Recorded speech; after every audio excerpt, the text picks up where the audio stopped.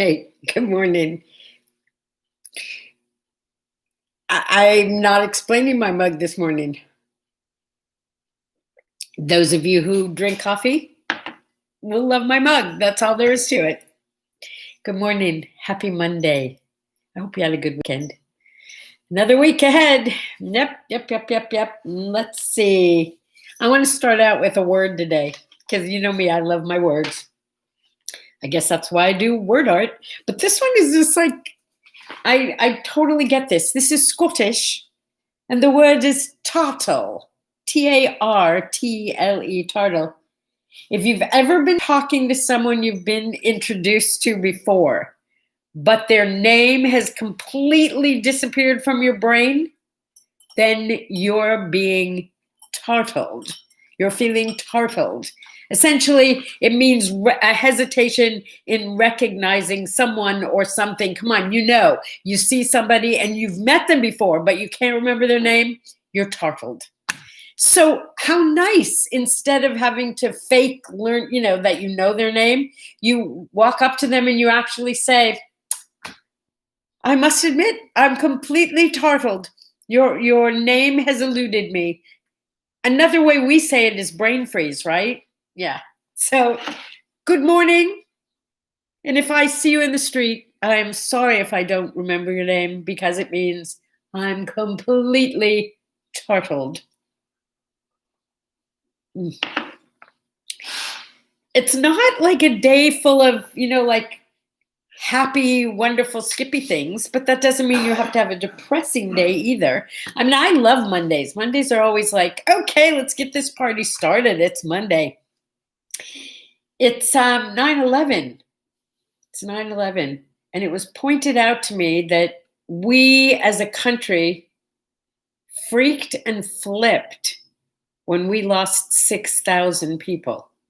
And at first we thought it was only 3,000 people, and we were completely flipped out.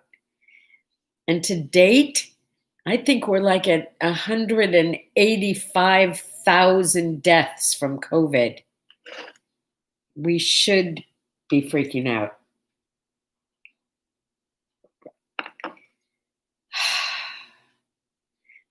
I was going to ask for a moment of silence for 9/11, but Oprah just put, please, a moment of silence. Both of my coffee makers died today. Oprah, that's some serious shit. Whoa. Oh, excuse me.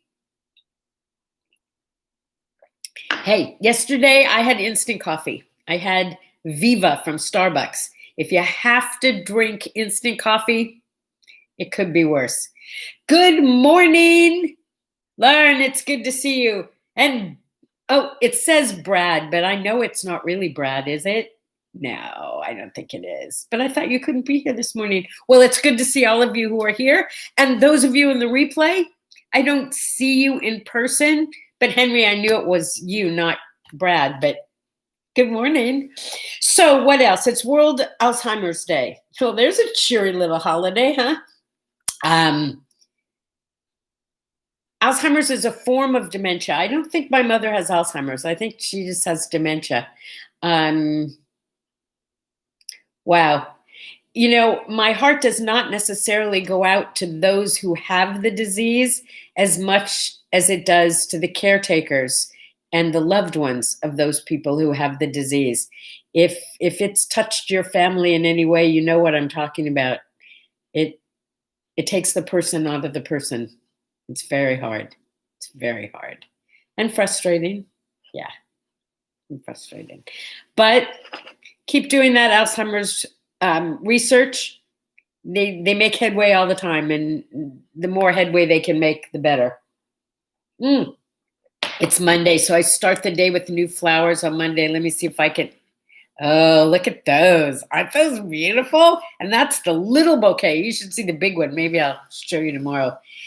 There is something about having fresh flowers in the house, especially when it's like still 110 degrees outside. So no flowers are going to be growing except desert flowers, which are pretty, but not like to put in a vase like that. Okay, let's see. It's also Sexual Health Month. We talked a little bit about sex yesterday, and I asked you for a thumbs up if you wanted me to do a couple of videos on sex after 60. If you're interested in that, sex after 60, I would love to talk about it. I'm not exactly shy.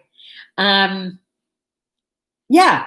Okay. You can even send me a private message. Maybe you don't want your name connected with the, yeah, let's talk about sex after 60.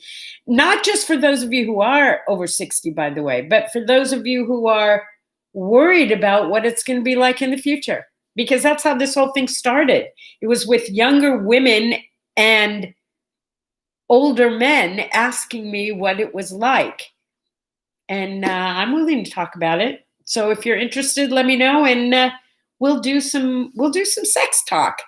Oh, I got a couple of yeses right away there. Yeah. You know what? It's like when you're in sixth grade, you start talking about the body. And when you're in high school, there's lots of conversation about sex and bodies. And then all of a sudden it becomes taboo. Why? We get better at it. Okay, this is not the sex talk. If you're interested, let me know, and I'll just prepare a separate YouTube conversation about sex after 60. It'll be fun. No, seriously, it'll be fun. Okay, what else is on here? It's Fernando Marcos's birthday. You know, like the guy from the Philippines. I don't really care too much about him, but every time I hear his name, all I can think of is Imelda Marcos and shoes. Really, really. I don't know if you're like me. I have so too many shoes. And now that we're in quarantine most of the time and we're not going out, I have all these adorable shoes up in my closet that never get worn. You know what gets worn? Honestly, this time of year, I wear sandals 7 days a week, usually flip-flops. And when I'm not wearing sandals or flip-flops, I'm wearing tennis shoes to go play tennis. All my pretty shoes, they're very lonely. Maybe I'll start wearing shoes for morning coffee, or at least put them on my hands so you can see how cute they are. I don't wear heels, by the way. I don't wear heels because and I know some of you have said you're little too. It always makes me feel like I'm trying to act like a grown-up or look like a grown-up. Not interested in heels. Not interested. But cute, really cute shoes, they have to be very unique. I love shoes. And I have little feet. Well, because I'm a little person. So I can actually wear kids' shoes. And as soon as it starts getting colder, it's tennis shoes and Uggs, by the way. I go from tennis shoes and sandals to tennis shoes and Uggs. Yeah. My dresses are so lonely. It's so sad for them. I mean, come on, seriously. All right, guys, don't listen. Girls, seriously. Do we even wear bras right now? Unless you're going outside. And how often do you go outside? Okay, that was fashion talk from Sandy. I hope you enjoyed it. So, Harry Connick Jr.'s birthday too. Do you like Harry Connick Jr.? I do.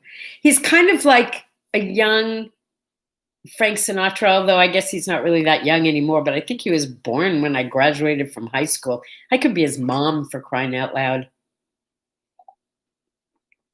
Oh, you want me to wear dresses when I come to talk to you? Oh, come on, it's 6 o'clock in the morning. I don't want to wear heels and dresses. I want to wear, like big t-shirts and sleep clothes. But I always put on my earrings. Can you see these? These are so cute.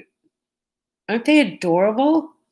Can I tell you a secret story about these? These are part of my daughter's line. She has I told you about her company, Agapantha. Originally, this set of earrings was a mistake. They were supposed to be rings, and they made them too small. And she looked at them and thought, oh, they'd be cute earrings. And I got the first pair. They're so cute. I love them. This is from Agapantha also. Can you see that? It says Grandy. Yeah, that's who I am. I'm Grandy. I have one grandson, Max, best little guy in the whole wide world, because he's mine. I mean, really. Don't you know your grandchild is the best little person in the whole wide world? Yeah. Anyway, how'd they get on jewelry? I guess because somebody said wear dresses. Wear the dress, wear the shoes. Okay, even if you're going to Walmart. So, can we talk about the apocalypse? I was, joking and saying I feel like we're in the apocalypse. So I did a little homework and I looked up what apocalypse was.